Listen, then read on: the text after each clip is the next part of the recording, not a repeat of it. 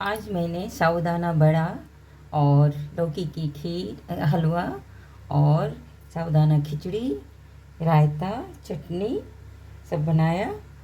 तो कैसे बनाया फिर चलिए देखते हैं।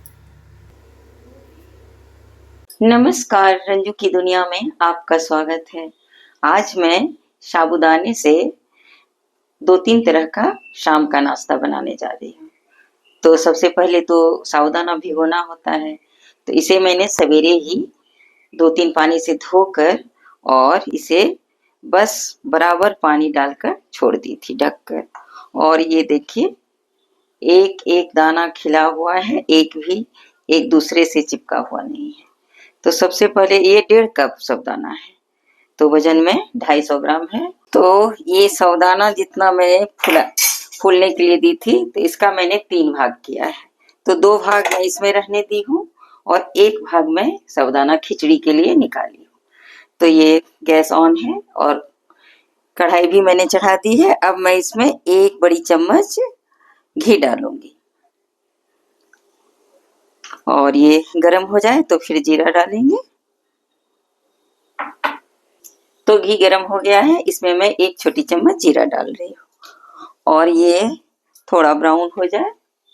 तो जीरा पक चुका है, ये ब्राउन हो गया है। मैं इसमें 1 कच्चा आलू छोटे छोटे टुकड़े में काट कर डाल रही हूँ।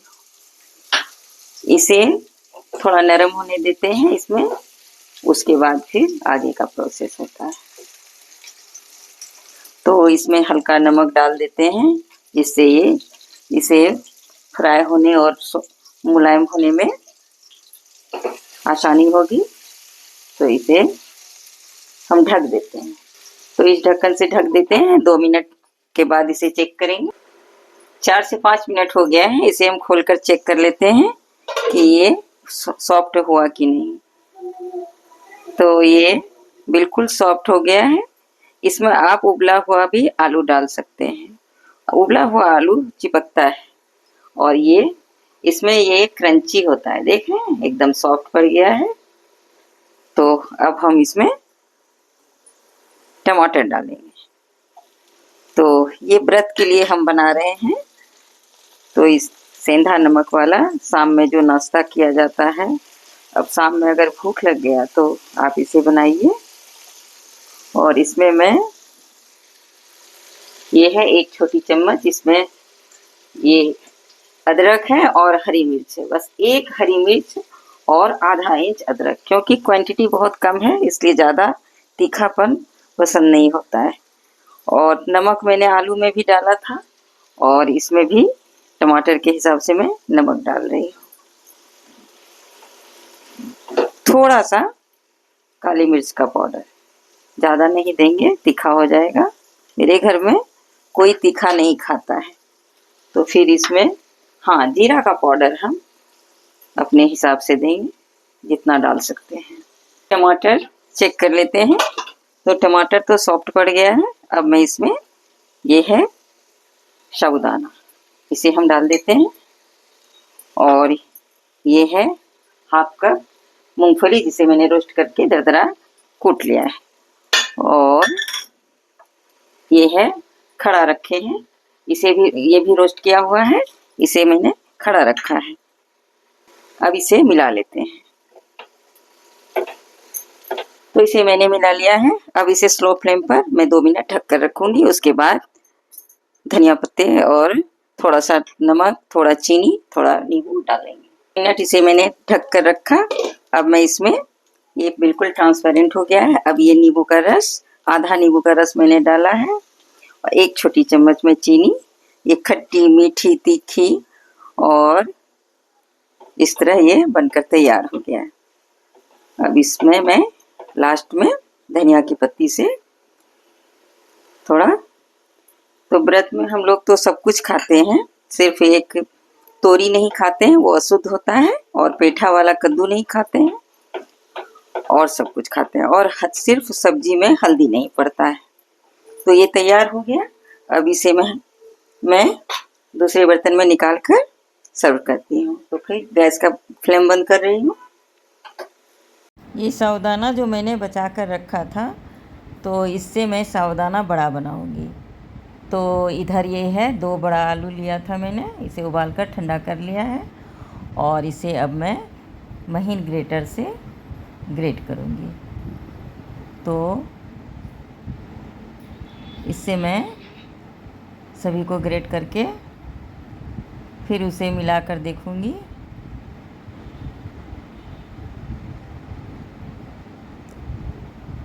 तो ये मैंने सभी आलू को ग्रेट कर लिया है और इसे मैं मिलाकर देख लेती हूँ कि ये बाइंड होता कि नहीं। तो ये तो बाइंड होने लगा है, तो अब मैं आगे का प्रोसेस करती हूँ। तो मैं इसमें सबसे पहले ये दरदरा कुटा हुआ मूंगफली है, तो इसे मैं डाल रही हूँ और उसके बाद स्वाद के अनुसार नमक और 1 छोटी चम्मच ये जो अदरक और हरी मिर्च कटा हुआ है इसे मैं डालूँगी और 1 छोटी चम्मच जीरा पाउडर और आधा छोटी चम्मच काली मिर्च का पाउडर। तो इस तरह मैंने सब कुछ इसमें डाल दिया है और थोड़ा सा जीरा डालूँगी, खड़ा जीरा डालूँगी और इसे अब हम मिलाएंगे और ढेर सारा हरा धनिया इसमें डालेंगे। मैंने अच्छी तरह से मिला लिया है। अब मैं इसे गोल गोल बनाकर, तो इस तरह मैं गोल बना ली हूँ और इसे हथेली से दबाकर इसे चपटा कर ली। तो आप अपने हिसाब से छोटे बड़े कुछ, और इसमें मैं थोड़ा इस तरह का छेद करके बनाऊंगी तो ये अच्छी तरह से सीख जाता है। तो फिर मैं इसी तरह सभी को बना लेती हूँ।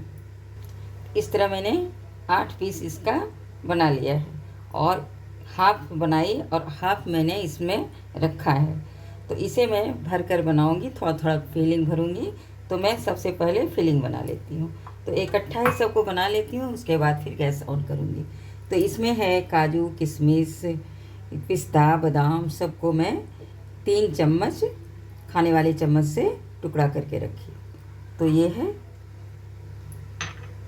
और इसमें मैं कच्चा नारियल को मैं कद्दूकस की थी और इसमें गुड़ मिलाकर मैं रोटी में फिलिंग भरी थी। तो ये मेरे पास बचा हुआ है। तो ये खट्टी मीठी तीखी बड़े बनकर तैयार होगा। तो इसमें मैं 2 चम्मच ये डाल रही हूँ। तो और सबको मिलाकर एक फिलिंग तैयार करेंगे और उसमें भरेंगे। मैंने एक बड़ा सा पोर्शन ले लिया है, इतना बड़ा, और इसे मैं हथेलियों से दबाकर थोड़ा ये गहरा करूँगी और इसमें थोड़ा थोड़ा फिलिंग भरना है। तो बस थोड़ा टेस्ट आएगा और इसे फिर गोल करके इसे फिर बॉल की तरह बना देंगे और इसे बंद कर देंगे। तो इस तरह मैंने इस तरह गोल करके मैंने हथेलियों से दबा दिया है और साइड में चिकना कर दिया है। तो इसी तरह हम सभी को फिलिंग भर के तैयार कर लेते थे। एक गैस पर मैंने कढ़ाई चढ़ा दी है और इसमें घी डाल दिया है। घी मेल्ट हो गया और इसे चेक कर ली हूँ, ये बिल्कुल सही गर्म है। अब मैं इसमें ज़्यादा गर्म भी नहीं होना चाहिए और ज़्यादा कम भी गर्म नहीं होना चाहिए। तो इस तरह मैं एक एक करके इसमें सबको डालती हूँ। तो जितना था मैंने सब डाल दिया है और इसे हम मीडियम हाई फ्लेम पर सिकने देते हैं। जब नीचे से सिक जाएगा तो फिर इसे पलट देंगे। तो एक तरफ हल्का हल्का सिक गया है, इसे मैं पलट देती हूँ। इसी तरह धीरे धीरे सबको पलट देंगे और इसमें मैं कम घी डाली हूँ। आप चाहें तो डीप फ्राई भी कर सकते हैं। व्रत में ज़्यादा तेल घी खाना तो अच्छी बात नहीं है, लेकिन मैं थोड़ा चटपटे बना रही हूँ खाने के लिए। खिचड़ी में तो मैंने बहुत कम घी डाला था, 1 चम्मच में खिचड़ी तैयार हो गया। तो ये अच्छी तरह से सिक गया है। अब हम इसे टिश्यू पेपर पर निकाल लेते हैं। इस तरह मैंने इसे निकाल लिया है। अब जो बचा है उसे मैं कढ़ाई में डाल देती। ये जो फिलिंग वाला मैंने बनाया था इसे मैं डाल रही हूँ। इसे भी एक तरफ हो गया है, इसे भी हम पलट देते हैं। इसे बार बार पलटना पड़ता है तब अच्छी तरह से ये सिकता है। तो ये थोड़ा बड़ा भी है, इसे तो इस तरह अलट पलट कर हम इसे पका लेंगे। इस तरह ये फिलिंग वाला भी बड़ा बनकर तैयार हो गया है। अब मैं गैस का फ्लेम बंद कर देती हूँ और इसे सबको निकाल लेती हूँ।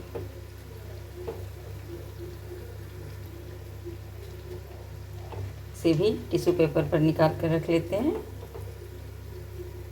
अब मैं रायता बना लेती हूँ। ये फेंटा हुआ दही है और ये मैं खीरे का रायता बना रही हूँ। तो इसमें मैं जीरा पाउडर और स्वाद के अनुसार नमक